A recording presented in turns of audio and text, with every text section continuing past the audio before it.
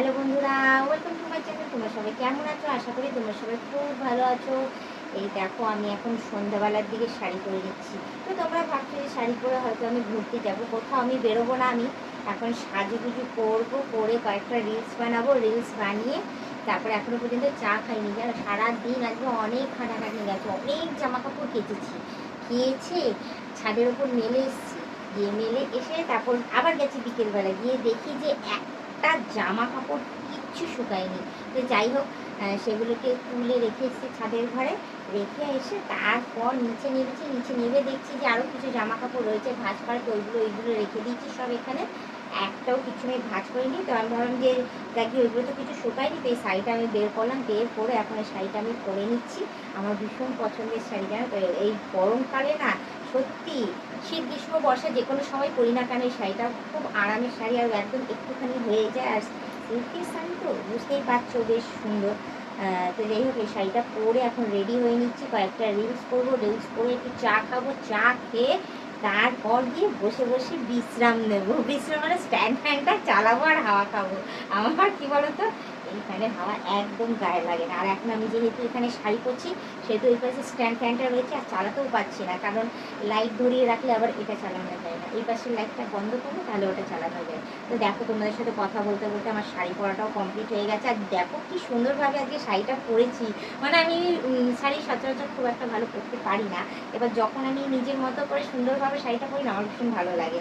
তো এদিকে আমার শাড়ি পরা কমপ্লিট হয়ে গেছে। আঁচলটাও একটু ঠিক করে নিই। তো আঁচলটা ঠিক করতে করতে তোমাদের আমি একটা কথাই বলবো, তোমরা যারা নতুন দেখছো তারা অতি অবশ্যই আমাকে সাবস্ক্রাইব করে দিই, বেল আইকনটা টুক করে টিপে দিও, অল নোটিফিকেশনটা অন করে দিও।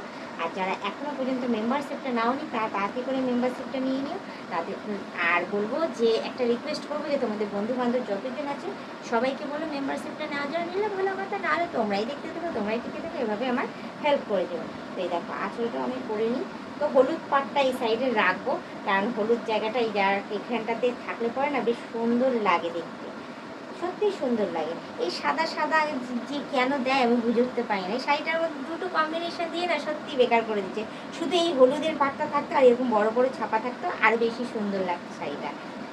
তো যাই হোক, আমি তো আর শাড়ির ডিজাইনার না, আমার যেইটুখানি মনে হলো সেইটুখানি আমি ইয়ে করলাম। আর দেখো, আজ শাড়িটা না মনে হচ্ছে আমি বেশি ঝুল করে নিয়েছি। যা পরে তো নিচে আবার থাক, কি করা যাবে। আমার আঙুরটাও আটকে গেছে, দেখো। এই দেখো, হাই রে, আমার আঙুরটা এখানটা আটকে গেছে, দেখো। আরে বাবা রে, বলতেও পারছি না, ঠিক আছে। এদিকে শাড়ি পরতে পরতে আমার আঙুরটা আটকে গেছে।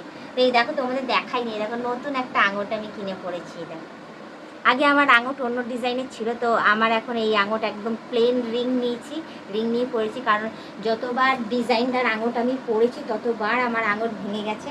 এবার দেখো, এখন সোনার উপর যা দাম বেড়েছে, যে তোমরাই বলো যে সব সময় কি সোনার উপর জিনিস ভেঙে গেলে কি গড়িয়ে পড়া যায় বলো তো।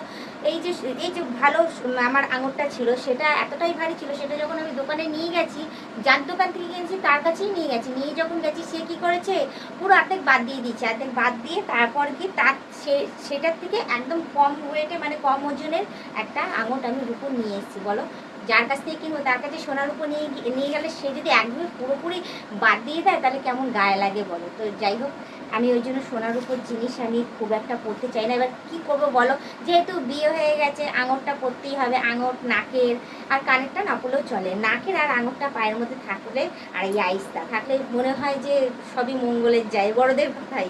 তো যাই হোক, আমি বেশি কথা না বাড়িয়ে শুধু এইটুখানি বলবো যে আমাকে কেমন লাগছে, ভালো লাগছে তো। আর আমার আঙুলের ডিজাইনটা কেমন হয়েছে সেটাও তোমরা আমাকে কমেন্টে জানিও, ঠিক আছে। তোমরা জানি আমি না জিজ্ঞেস করলে আমার পেটের ভাত হজম হয় না।